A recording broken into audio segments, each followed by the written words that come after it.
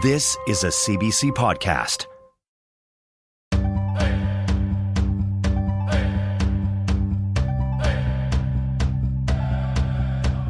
Dante, Anine, Boujou, hello and welcome. This is Unreserved on CBC Radio 1. I'm Rosanna Dearchild. Navigating the healthcare system can be challenging. And when you add language barriers, cultural differences, or community accessibility, it can even be more so. In hospitals, nursing stations, and walk-in clinics across the country, many Indigenous people face these challenges daily. But change is happening. Today on Unreserved, how Indigenous people are putting culture into the healthcare system. Marlon Cook was one of the first Indigenous doctors in Canada. The Cree MD graduated from the University of Manitoba's Faculty of Medicine in 1987. She became a doctor after seeing how Indigenous patients were treated by healthcare professionals. Since then, she's worked tirelessly to change it. Marlon, welcome. Thank you for having me. So early in your medical career, you were a nurse. Why did you decide to become a doctor? Well, I saw a lot of bad things happening to Indigenous people, and I felt I had very little voice. As an Aboriginal woman and as a nurse, I felt I had very little voice to address the things that I saw happening to people in hospitals and in the healthcare system. What kinds of things did you see? Racism. Yeah. You know, I saw the Aboriginal people being treated differently than non-Aboriginal people. I saw procedures done that weren't really truly explained, and at times just, consent forms signed without explanations of what was going on and that. So I felt I needed to get a voice. I didn't really think about becoming a doctor. I thought about going into law or doing something, but I wanted to go back to school.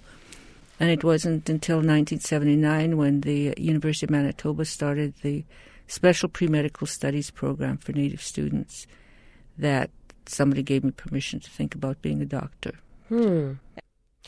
And when you went to medical school at the University of Manitoba in Winnipeg, you were one of the first and only Indigenous students.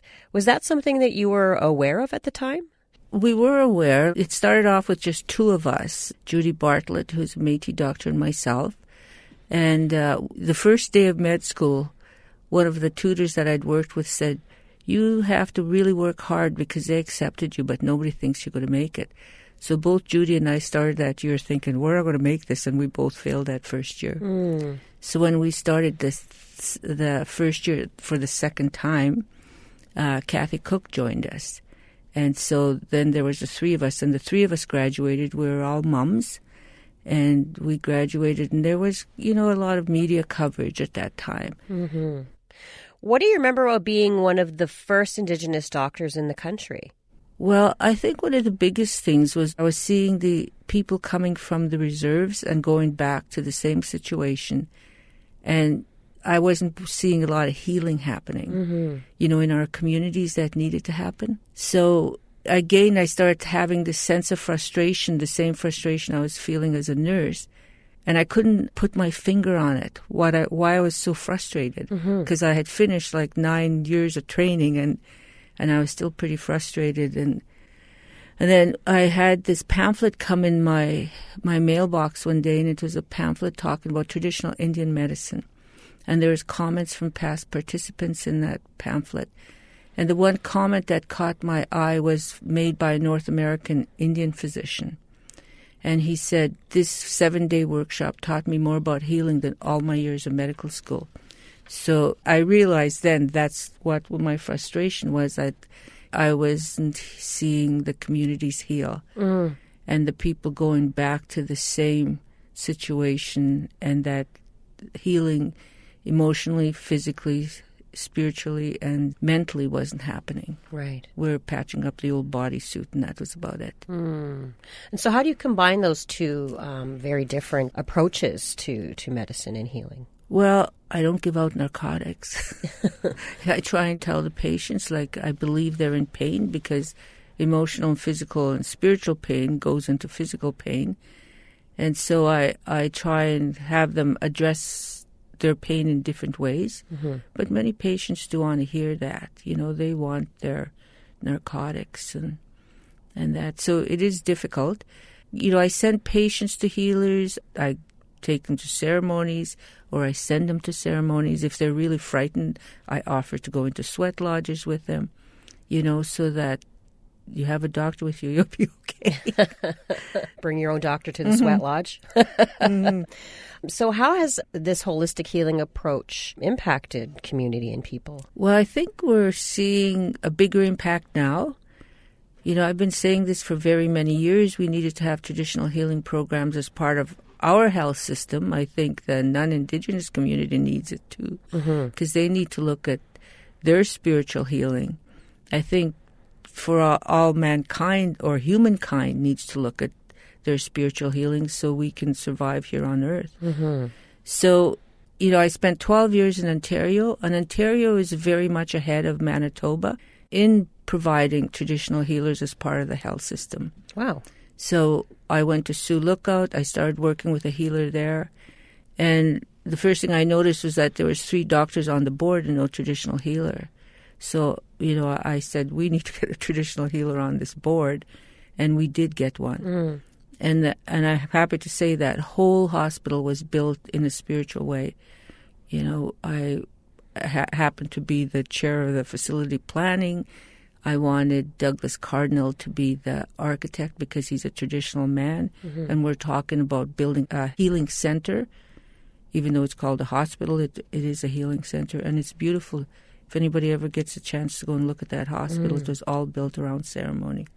And then I went to Akwesasne. I was hired to come. They had a traditional healing program and a mental health program, and a Western clinic, and they wanted a doctor to come and pull those 3 things together.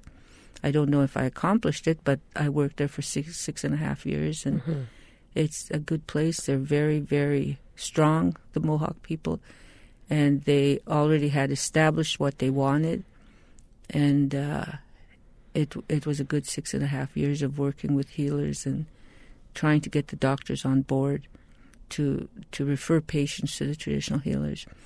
They didn't feel comfortable at the time. Like, this was between 2002 and 2008. So we did come to a compromise that they would refer the patients to me and I would refer them to the healer. And then I moved to Moose Factory, where I was asked to set up the traditional healing program. And then when I got there, they asked me to be chief of staff. I thought it's the only way I'm ever going to be a chief, so I guess I will do this. And then I was able to work as chief of staff with the doctors to try and have some understanding of what we were trying to do in the traditional healing program. Do you ever get any pushback when you're using Indigenous healing practices in your work? Oh, always. Who is it that's doing the pushback? Frightened people.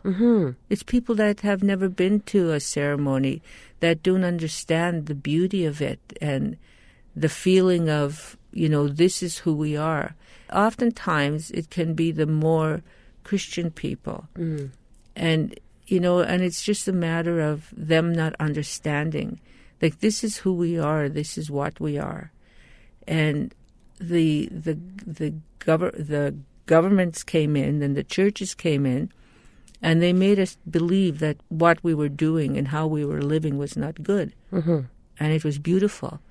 And so a lot of the work we have to do in our communities is de-brainwash, get out of our Western heads and our Western ways of thinking and just pull back and say, well, how would our ancestors, how would our grandmothers and grandfathers address this issue? And I remember when we started the traditional healing program in Moose Factory, the CEO, who was First Nations, set up a First Nations health team. And one of the health policy people, the first thing she wanted to do was write a proposal. And I said, no. I said, the first thing we do is do ceremony. And so every time we did ceremony, we'd get answers, and then we'd go to the next part and do another ceremony. So she kept worrying about the money, and I said, no, if we're being told to do this, the money will come. And we got a $1.08 million a year budget, and they still have that for that region, for traditional healing. How difficult was it to navigate this combination of healing and Western medicine with governing bodies like the College of Physicians and Surgeons? As an Indigenous person in this country, and knowing the history of what's happened to the Indigenous people with residential school, the cultural genocide, the ongoing racism, I didn't feel I had to go get anybody's permission to start talking about and working with traditional healers, because that's who we are and that's what we are. And the ceremonies that we do, well, they were outlawed till, the 60s? But they're not outlawed anymore.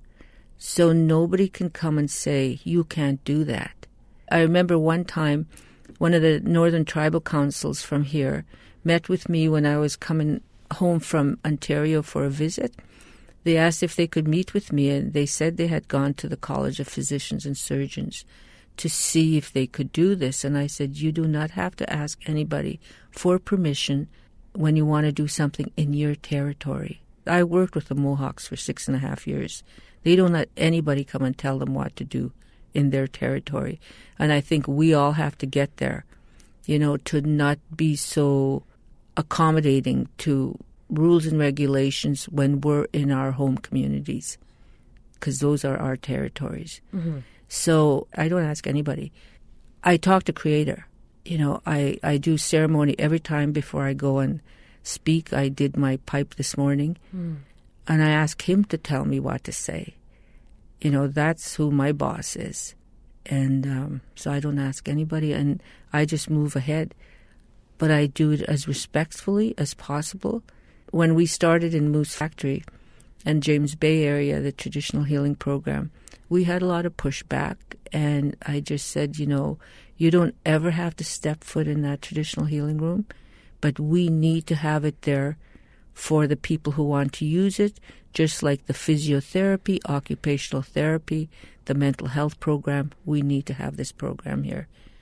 And I've seen people who have totally against it start coming and realize how healing it is and how beautiful it is, because that's who we are. So that's what we have to teach our patients, how to connect with Creator. I used to tell my patients, go for a walk, try and go alone, go in the bush and talk to Creator. And I've had so many people come to me and say, that really works. And I said, I know it works. And I remember one man phoning me, and he said, it's changed my life, what you said. And I've been going for walks and connecting with Creator, and I really feel good about it. And I said, that's so good. I said, I'm so glad you did that. And then 2 weeks later, he died. But I was so happy because he made that connection here on this physical plane before he went. You recently won an Inspire Award in the health category. Congratulations. For your decades of work as a doctor. How did it feel getting that kind of recognition? Well, I had to kind of be talked into accepting it, because I don't like being out in public. And I was asked, well, don't you have a message for, across the country? And I said, I do. And they said, well, then accept it, because you'll get a chance to say it. And I think it's the same reason why I'm speaking here. My name is Thunder Woman. The Thunder beings are messengers. So I know I have a definite message I've been given, and I need to keep speaking about it. Beautiful. Thank you so much for your time today. You're welcome. Marlon Cook is a Cree doctor and winner of a 2019 Inspire Award. You're listening to Unreserved on CBC Radio 1, Sirius XM 169, and Native Voice 1. Today we're talking about how Indigenous culture is reshaping how the healthcare system treats Indigenous peoples. Walking into a hospital when you're not feeling well can be scary. But what if a language barrier prevented you from describing your symptoms? Gitxsan-speaking patients and English-speaking staff at Rinch Memorial Hospital in Hazelton, British Columbia, were facing this challenge daily. So they decided to do something about it. Maureen Den-Toom is the manager of patient services at Rinch Memorial Hospital and joins me from there. Welcome. Thank you. So what did you do when you noticed that this language barrier was an issue between staff and patients?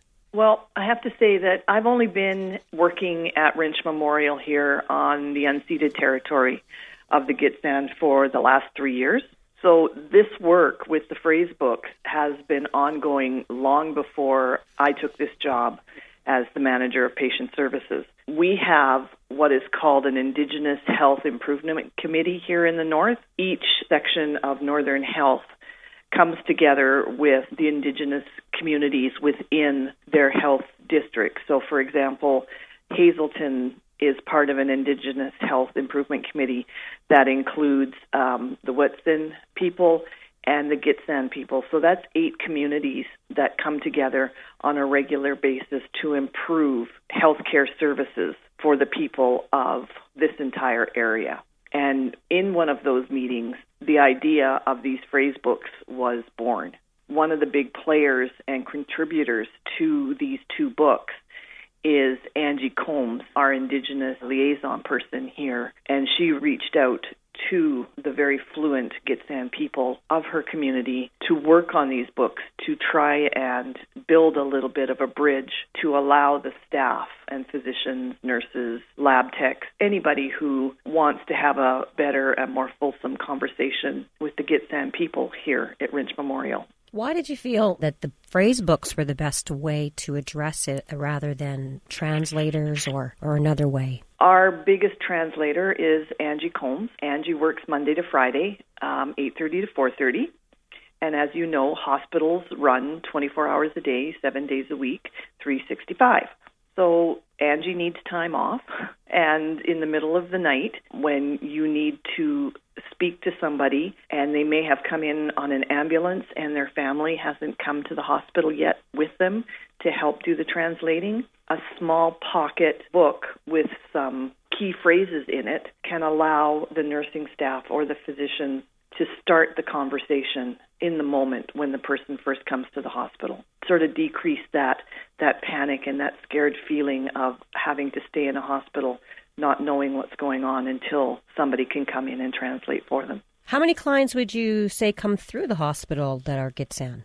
Our population just in the Hazeltons here sits somewhere between 7,000 and 8,000 people. 80% or better are of the Gitxsan Nation. And what kind of phrases are included in the book? Well, we have 2 books.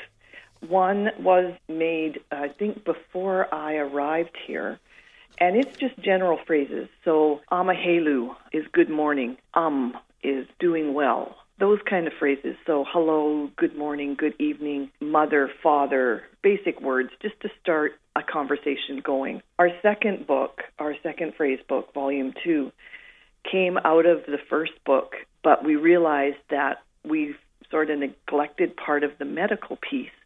And the physicians were a big part of this as well, saying it would be really nice if I could use phrases in Gitxsan that would allow me to understand better what a patient's symptoms were. For example, if anybody goes into a hospital with abdominal pain, there is a lot of questions that need to be asked around that particular pain. And by making a book like this that shares Gitxsan translations for stabbing or piercing pain, or my heart has piercing pain, allows the physician to narrow down the idea of what is going on for the patient.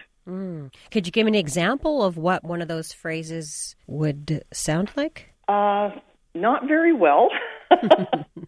The health phrases are wonderful in that they have the actual Gitxsan word, they have a phonetic spelling in the middle, and then the English words on the right. So, sipo huwiniwa is are you sick? That's probably very badly pronounced by me. Gitxsans everywhere are horrified. No, that's where you're actually very wrong. Oh, okay. When you make the attempt, the people we have here in the hospital appreciate it, but they have such a great sense of humor that they will laugh when you try and you make it wrong, but they appreciate it, and then they work with you to say it better. So it's the effort that counts here, right? It's the effort that counts, exactly. And if somebody can read the book, even if we can't pronounce the word, the Gitxsan word is there for them. They just have to point at it. The other part of this second book is that it contains 3 diagrams, anatomical diagrams. One is the hand, and 2 are bodies, 1 female, 1 male. And that has the associated Gitxsan words along with it. We blew up those 3 pictures, for example, and they're in all of our doctors' clinic, and those pictures are in all the exam rooms. So if you're there in an exam room by yourself, which most of the time you are, you have those posters that you can point at. And then the physician has the booklet in their pocket. And what do staff think of the books? How are they reacting to that? Everybody thought they were a great idea. The first printing of Phase Book 2 disappeared off of our shelves, I think, in under a month. So they were really well received and very much appreciated. Yeah. In terms of your hospital staff, how many of them would be Gitxsan health practitioners, would you say? We have Gitxsan staff in all departments in the hospital, and I have, I believe, 3 licensed practical nurses that are Gitxsan. I think between the Gitxsan people themselves, the universities, the hospitals, we are all aware that we need to do more to get the Indigenous population into the hospitals in the areas that they work. Because one of the easiest ways for me when I was a bedside nurse up here to learn was to work with those staff that speak Gitxsan to the elders that are in our hospital. And how would you say the phrase book has improved care for your patients? I think it's improved it really well in terms of the idea that shows that we are working towards a collaborative healthcare system, that it's not us and them, it's all of us. It's the community. It's working together. It's bridging that gap. Well, that is just beautiful. Thank you so much, Maureen, for your time today. You're welcome. That was Maureen Dentoum, who is the manager of patient services at Wrinch Memorial Hospital in Hazelton, BC. The hospital recently launched a new Gitxsan phrase book to help people who speak the language communicate with nurses and doctors.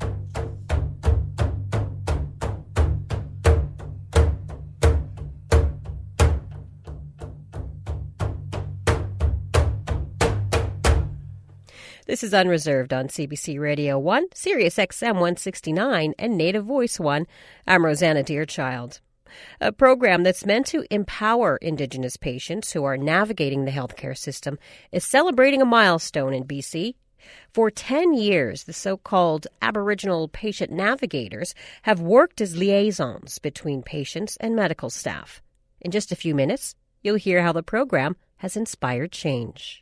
The only place I have not smudged in this hospital is the ER and the cancer clinic. So we have smudged on every floor for various reasons, and that's very, very well supported by the medical staff and the management here. She's taught me to sit back and listen. We have had her support during educational sessions for the staff and just went over some of the culturally sensitive things that we were missing, such as, cutting hair. Like oftentimes we'll cut a patient's facial hair because the tubes are all around their faces. And it's not, it should never happen. And we were unaware. So, that creates a conflict between the healthcare provider and the First Nations people if we don't understand their spiritual rituals and ceremonies and even their own medicines. That story coming up a little later, right here on Radio Indigenous. Well, my name is Carmen Amiso. People call me Hellenback. I've started rap groups called War Party, Team Res Official. I've been working on music like crazy for the past latter 30 years, and I'm still going. Last summer, Carmen Amisu, or Hellenback as he's known in the hip-hop world, received a scary diagnosis. He had stage 5 kidney disease. His kidney was functioning at just 15%. Since then, Carmen has made some serious life changes. And late last year, he underwent surgery to install a catheter that allows him to undergo dialysis at home or on the road when touring. CBC's Stephanie Cram went to Seven Oaks Hospital in Winnipeg, where Carmen was receiving dialysis training with his daughter, Jayla Muswagon. Hey, you did it.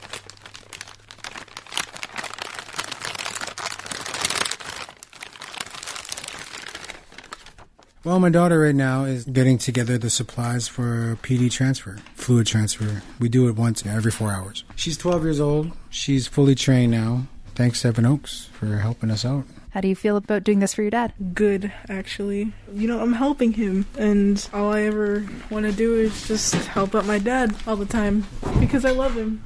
That's what having good kids are. Do you remember what you're doing? Mm-hmm.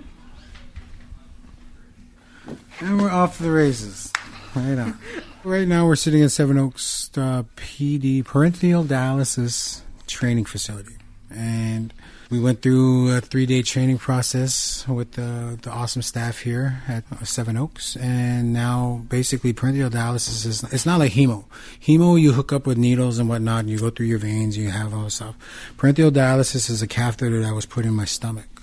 And basically it's a way for me to empty out the extra waste and bad stuff in my system daily, like on a 4 times a daily basis type thing.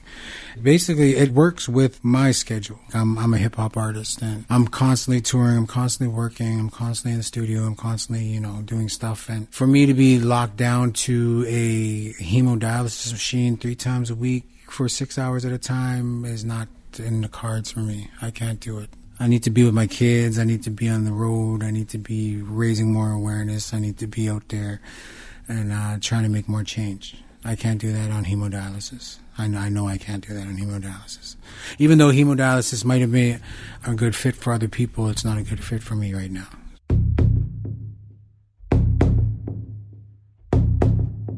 They say men are stubborn. Men are stubborn beings. Listen, all you men out there, go get yourself checked. Listen to your wife. Listen to your spouse. Because my wife actually had to threaten me. If you don't go to the doctor, then we're getting a divorce. So I was like, okay, all right, I'll go. And sure enough, it turned out to be life-changing. Me and my wife, we just got off the road. We took the kids and we went on the road to Albuquerque, New Mexico, Denver, Colorado, all these places. And I had no symptoms personally. There were symptoms that came to light later on, like they were like a big light in my head. Oh yeah, well that did happen, but that's not until I found out. It's like when I found out, we were up north. One night I woke up and I just couldn't breathe. Like it was really scary to me. Like I didn't understand it. I phoned the nursing station at the time because we were up north, and so when I phoned them, I gave them my symptoms and I couldn't breathe and whatnot. They phoned me back and told me to come to the nursing station. We went to the nursing station and I still couldn't breathe. Like, when I mean couldn't breathe, I mean like I couldn't go. When you short of breath and you feel like that, you just wanted to breathe deep and get a good breath into your lungs. I couldn't do that. Like it was very short and they were very like fast coming, and I couldn't, like, it was just strange to me. So we went to the doctor, and when they finally took us into the nursing station, they gave me EKGs, x-rays on my chest. They did all sorts of things in that little hour time span. The end of it, they were like, oh, your blood pressure's high. Take these pills and come see us tomorrow. We'll talk about your blood work tomorrow. Next thing you know, I get a frantic phone call from these doctors. You got to get over here right away. And I was like freaking out. So I went over there, and then that's when they just opened up a whole book on me and told me that you're at stage 5 kidney failure. Your kidney function's at 15% right now. We need to get you to Winnipeg. We need to get you back home. We need to get you to a doctor and specialist and this and meet this and that. They were basically telling me, like, you're one step away from dying. My kidney disease was solely because of neglect. I've been a diabetic my whole life. I've been a diabetic since I was a teenager, and my sugar levels were always crazy. Because of recent diet changes and everything, it's the first time in my life that my doctors have told me that there's no more diabetes in my system, which is like crazy. I say that a lot now because I want to let people know that it is possible. You don't have to live with diabetes. You can change your life in a certain sense and get rid of it. So it is something that you can get rid of. I've cut out everything bad. It's been about 10 years since I've done hard drugs. It's been about 4 years since I drank. Coming up in January 21st, that'll be 4 years. I stopped eating pork. I stopped eating salt. I stopped eating, fried foods to a degree. You got to stop eating out. You got to start focusing more on your diet, on what goes into your body. Like I've been hearing it my whole life. What you put into your body is what you get out. And that's the truth. That it really is the truth. If you put in garbage, you're going to get a garbage reaction. When you get up to my age and you get up to where I'm at, it's not just about you anymore. It's about your kids. It's about your family. It's about the people that look up to you. And if people are seeing that you're depressed and you're letting the world get to you, and you're letting this and that get to you, and then you're not living your life to the fullest, and you're not being who you are. And I know it affects Natives across the country. I want to use my platform and be able to talk about this more to anybody out there. I want to raise as much awareness as out there. I want to reach your community. I want to come and talk to you guys about it because it's real. Like, this stuff is very, very real.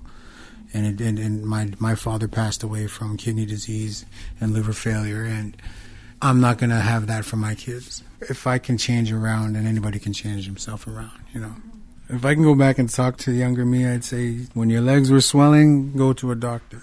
When your pee was smelling kind of funny, go to a doctor. These are things that were creeping up in my life that I didn't know affected it so much because of the lifestyle I was leading. Like, me and my wife were constantly working. My lifestyle was go, go, go, go, go, go, go, to the point where I would fall asleep just talking to people on my couch, or we go have dinner somewhere. I'd end up falling asleep. We'd chalk it up to like, oh man, yeah, he's pushing himself too hard. For me, it was just like, I'll rest when I'm dead. And that almost happened. I tell people all the time now, you really, really, really have to listen to yourself because you know your body. Nobody else is going to tell you how your body reacts until things start failing, and you don't want to be in that boat. You really don't, because it's a scary feeling when you're not in control.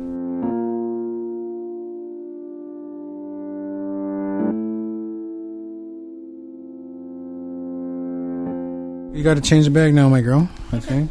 You got to shimmy and dance and shake and get it all out, as they taught me. Like, at first felt like this weird sensation of like someone put a straw on you and started sucking out the insides of you. I know how it feels to be a juice box, I guess. Oh, God.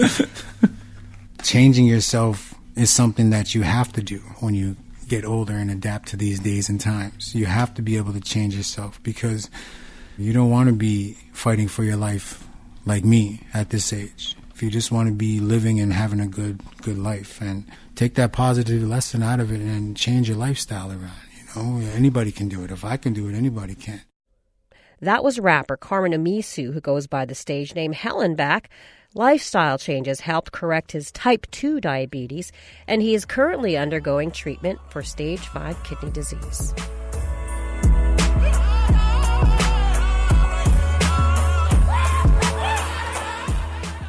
This is Unreserved on CBC Radio 1, Sirius XM 169, and Native Voice 1. I'm Rosanna Deerchild.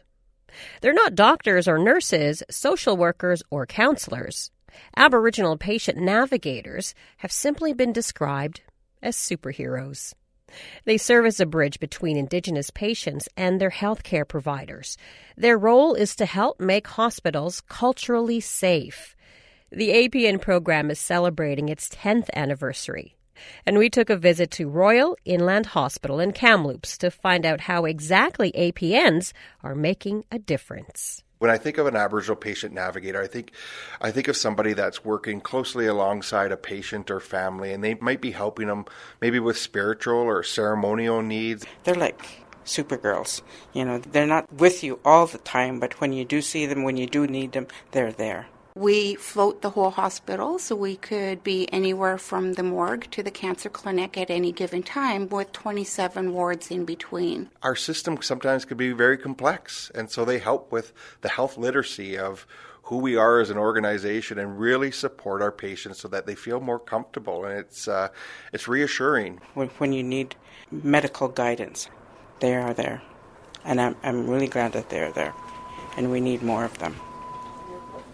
My name is Deb Donald. I'm from the Simp First Nation, and I've been an Aboriginal patient navigator at Royal Inland Hospital for 10 years. There is nothing usual about this job. When I'm walking from the parkade into the hospital, I'm thinking, what am I walking into today? We have to be able to switch gears quite quickly. I recall early on in my career doing a viewing in the morgue for somebody who's lost a loved one to helping deliver a baby in the afternoon. So it's very diverse, and we're in the hospital at any point providing support in different ways. We are going to labor and delivery. That's often a busy place, and I have a patient there. This is a good place to be and where life begins. And it's either really quiet or really loud in here. You don't get in between very often. You know, for the family, if they don't have a support person with them, we offer to be with them during their birth. We also do spiritual care, so if they want to do a smudge, we've done smudges in the labor and delivery rooms after their baby is born. When a newborn's born, the whole family seems to come, and there's no room in the lobby anywhere to sit, and they're also there, baby come yet, or, you know, and then again, at the other end, you know, when, is it time yet? You know, we all sit together, we say prayers, or we talk and we share stories, and those are all good things. That's all part of our culture. My name is Faye Michelle. I am from the Stratlam Nation, Lilwet. I've had a brother who is, he had cancer, he was diabetic, and he was also under dialysis. So we had to, for 10 years, we had to bring him over on a monthly basis, on a weekly basis. Having Deb there to support us and the ability to answer questions or take questions back and forth from the GP or the specialist back to the family in understanding what they were actually really saying. I'm not a nurse, but having spent so much time in this role, I can quite nicely understand a lot of the medical jargon and can go back and say that in a different way to families and patients so that they understand that medical sense, because, you know, the medical jargon can be pretty intimidating. When it came down to the point where we needed that sacred space to go to, she showed us where we could go for spiritual prayers, a quiet room, a family room, and that always helped us. She supported a lot of families. When we first started, the role was new, so we did get a lot of who are you and what are you doing here, what's an APN, but I think more in the last, you know, maybe 5-6 years, it's been a lot better, and it's only gotten better. If we walk down the hall in this unit, everybody will know who I am and what I do. Yeah, Deb is a valued member of our team. I don't think there's a nurse in the place that doesn't know who she is or hasn't contacted her for one reason or another on behalf of their patient. She's just part of our team. My name is Sandra Semmelgrad. I'm a patient care coordinator in the intensive care unit. I first met Deb 10 years ago. It was probably one of her very first days. So if we have an Aboriginal client who is from out of town and doesn't have family or is unable to speak on their own because of their illness, lots of our patients are on ventilators and are in critical states when they arrive. She helps us navigate that whole family tree. So she will bring together the people for us. She will support the families in a way that I cannot. Not that I cannot, but I don't know them the way that she does. I don't know their cultural backgrounds. I don't know their ceremonies. They're all different. And so she helps us navigate the well-being of each one of her clients. This is the intensive care unit. We do spend a lot of time here in the ICU because we do get, being a trauma center, we do get people from 46 bands for various reasons, and sometimes they come here to the intensive care unit. We've done a lot of smudges in this area, so we're very fortunate that way that we can actually do smudges in each of the rooms. You can feel it throughout the whole unit that someone is celebrating a life. And the healing powers of that ceremony are incredible to watch and to, be a part of. That we're able to provide those services with the Aboriginal patient navigators. They just didn't happen before, which is sad. My name is Brad Anderson. I'm the Corporate Director of Aboriginal Health for Interior Health, and I'm a member of the Saddle Lake Indian Band. I'm from the Cree Nation in Alberta.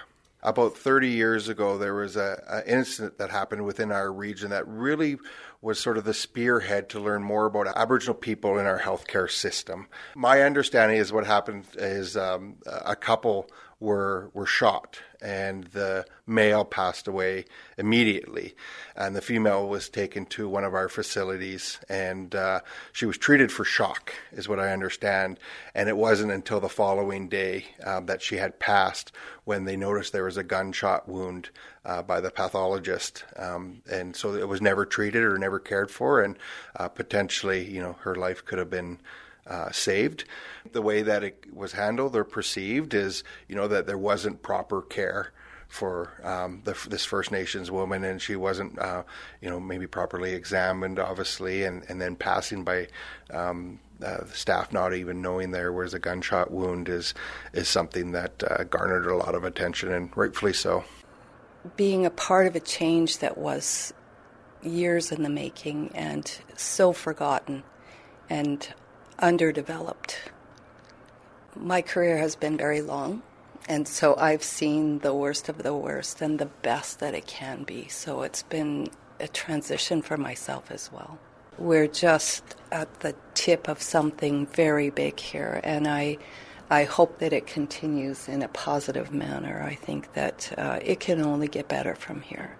From that incident, this is what was really the opportunity to have a closer look and to see the ways that we need to do better for our Aboriginal population. And that was 30 years ago now. So, we've come a long ways, and we continue to know we have a ways to go yet as well. If it's housekeeping, if it's security, if it's nursing staff, if it's clerical support staff, that's great. We need not only more APNs, but just more Aboriginal people to be employed in the health sector. So one of the things that Interior Health has committed to, and it's a bold statement, but we hope to achieve it, is that by 2025, we hope that our entire workforce, at 10%, is self-identified as Aboriginal. So right now, we're just over 4%. I believe about 4.25% of our overall workforce identify as Aboriginal. So we really want to double that, essentially, by 2025. And there's so many benefits to having more Aboriginal people part of our system. It develops a culturally safe environment, a lot from a social determinants perspective with income and working with families, working with colleagues. And really, we just really want to build in that it's reflective of who our communities are. I think I'm more aware. I have a better understanding. I am more sensitive to the culture. I am more inclusive of the members at the table. And when we have a family meeting, the families are large and they gather because this is so important to their culture. Most of what I deal with is end of life. And to have them share their stories or just be at the bedside, I think it's more personal and respectful and genuine. She's been a champion from day one, and thank you. Sing your praises forever. We're just outside one of the rooms where my coworker and I were providing support to an elderly patient who was actively passing away. And Just before he passed away, the chimes indicating that a birth had just occurred went just before he passed away. That kind of gave me goosebumps because it, is a reminder of that circle of life. One of my most favorite things in this job is when I can walk somebody out to their vehicle and send them home. That is a success, that we were able to support that patient and their family through their journey here. And we walk a sacred space and we have to honor. And if I don't love my job, I can't do that. But I still love my job. That was Aboriginal patient navigator Deborah Donald from the Simp First Nation. Thanks to CBC's Jennifer Krumka for bringing us that story. That's it for this week's episode of Unreserved. We'll be back in this radio space next week for more community culture and conversation. This episode was produced by Kyle Musica, Stephanie Cram, Zoe Tennant, and Anna Lazowski. I'm your favorite cousin, Rosanna Deerchild, coming at you from Winnipeg in Treaty 1 territory. Thank you for listening to Unreserved on CBC Radio 1. Ego say. For more CBC podcasts, go to cbc.ca/podcasts.